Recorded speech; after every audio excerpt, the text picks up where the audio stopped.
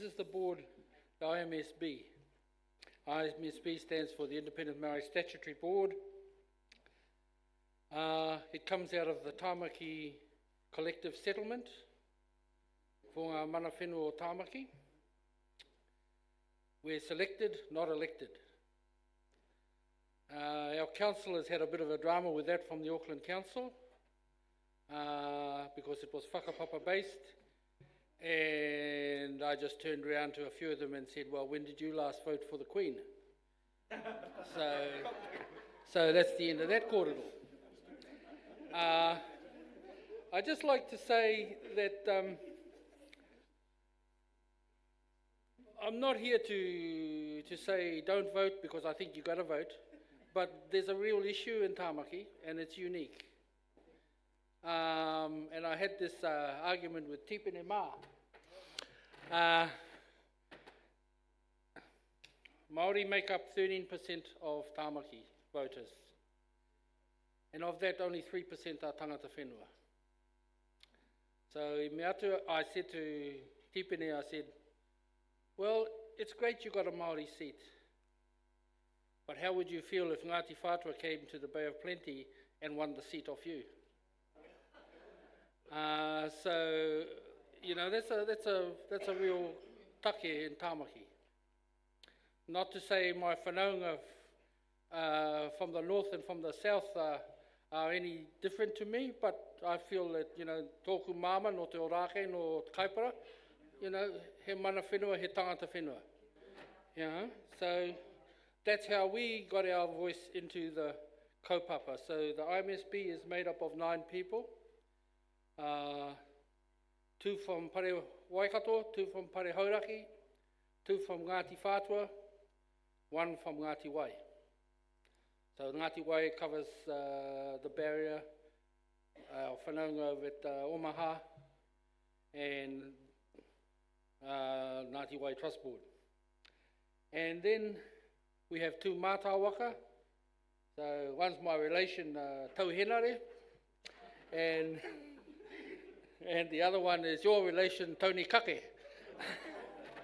So unfortunately people get a bit cranky because they think we come with a taitokoro kind of view all the time, but actually the real kaupapa is the advancement for Māori in Tāmaki and the voice of mana whenua.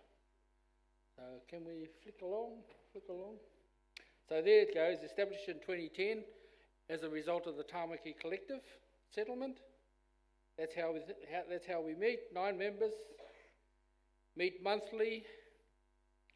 They're open to the public. Why you'd want to come, I don't know, because even the kai is bad.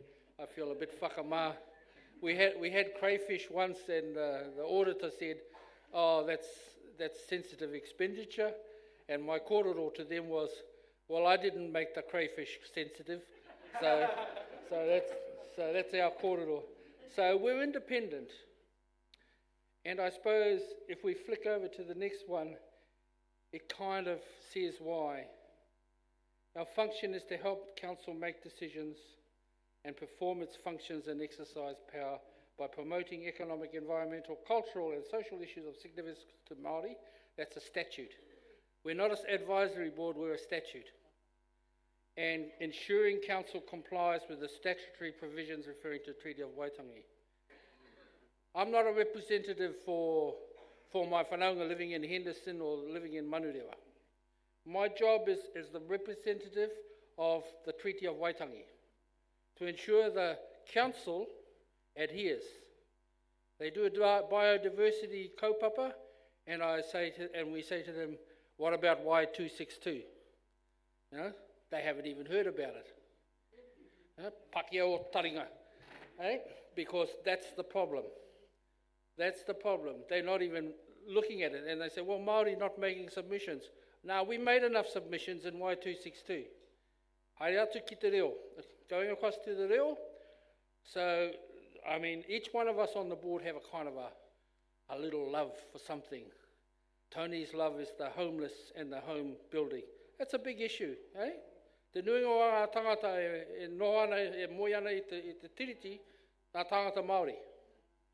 And that's what Tony does, and that's his kaupapa. So we hold hui, we try and get the council to see how it can make homelessness and our whānau that don't have homes, that we can get them into homes. We're not suffering a house problem, we're suffering an accommodation problem. And if the housing that we're building is not fit for purpose, then we need to start looking at how we can do that. That's the problem in Auckland. But, where was I? Oh yeah, back to my notes. Oh, hello. And I'm off it. So, that's the thing. We are not representatives for whānau. And one of the things in Tāmaki that is unique, but it's unique, it's pretty well across New Zealand. The average age for most folks, Pākehā, is 40 plus. And we know those are the people that vote. The average age for Māori is 24. We know that the 24-year-old, whether they're Pākehā, Māori or Chinese, most of those ones don't vote. That's an issue. That's an issue that New Zealand faces. So we've been saying to the council, crank it up and get e-voting going. Maybe that's going to be the way that we can involve our rangatahi and our kids. Because if we don't do that, they're going to become disaffected and disillusioned. So if you want to keep going on with the pencil and the pen, well, haere tonu. But they've gone way past that. They've gone way past that. The pencil and the pen kaupapa passed them years ago. Most of them don't even know what a fountain pen is. So, it's really important to do that. But it's also very difficult for our whānau. We heard this morning, it's very difficult for whānau to get in and be voted for. But having said that, we have on a local board, Chris Macquarie as a chair. We have of Maunga Kieke, we have Will Flavel, Paula Bold in Henderson, and we have Rangi McLean. Oh, stop talking. Rangi McLean, from Tūhoi on Manurewa. The thing that amazes me is actually 45% of Manurewa and Henderson are Māori or whakapapa to Māori. We could easily have 50% on those boards. This is an issue we're going to face for a long time until we get that age group up to about 35 and make the average age about 40 for Māori as well. But having said that also, it means we have one member on the council who's a Māori.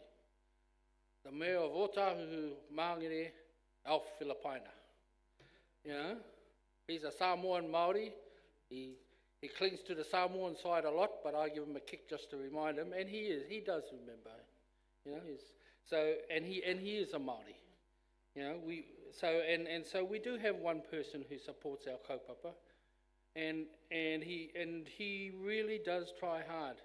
But don't forget, he's one of 21 votes. One of 21 votes. And who holds the pūtea holds the kōrero. And what happens is, of course, can we flick over the next one? Sorry, I'm talking too much. Oh, that's what we do, but never mind, we already spoke about that one. We'll go down to number 2, the 2 members on council committees. What's become evident on Auckland Council, which is good for us, is that we have the sway vote. So we have the swinging vote, which means we can influence, because politics is all about compromise. We have the ability to influence the council. And so that in that way we can make an influence on the council that starts to look at the treaty in its proper perspective. And, things like, one of the things of treaty has been, of course, is that Māori are the largest landowners in Tāmaki. People forget that.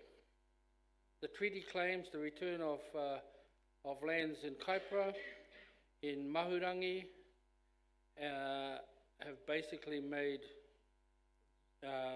Māori most probably the largest landowners.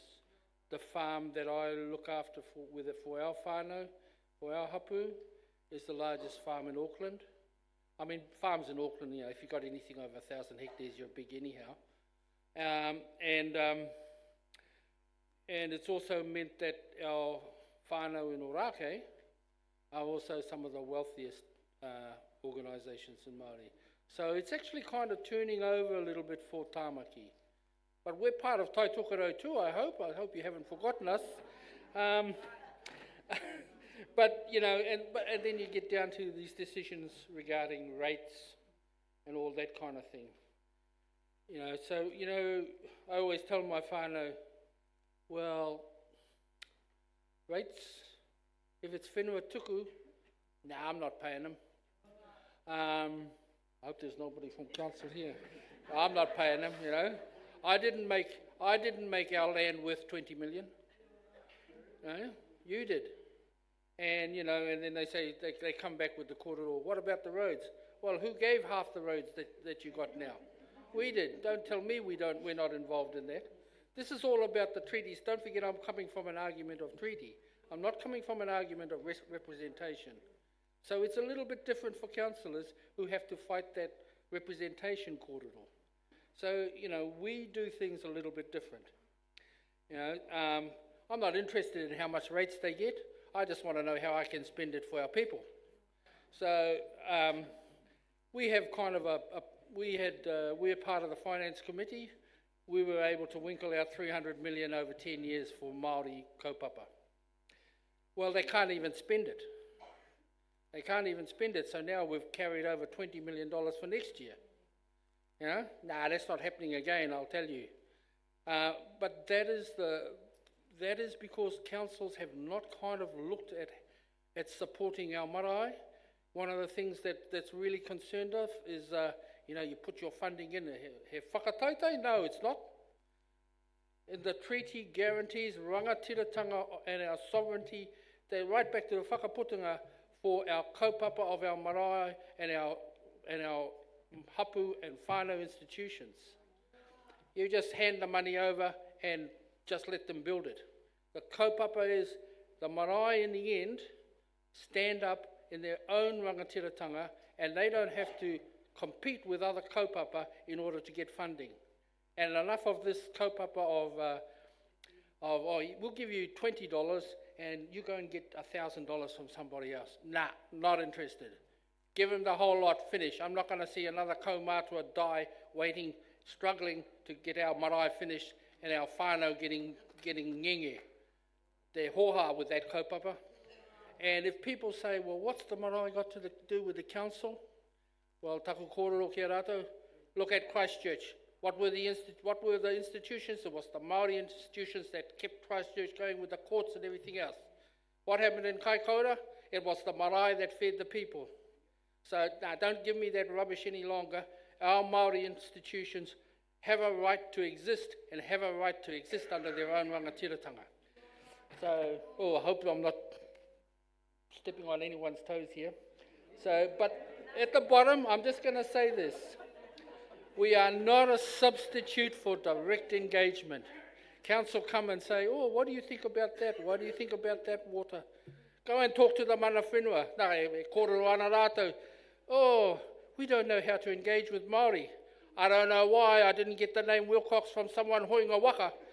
So don't give me that rubbish. This is we've allowed people to believe that we're a different people.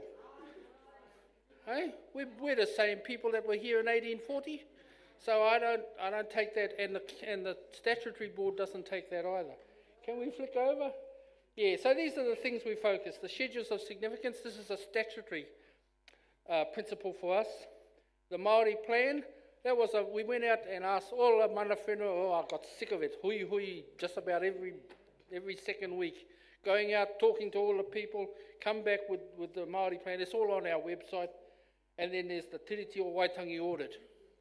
How is council measuring up to the Tiriti o Waitangi? Eh?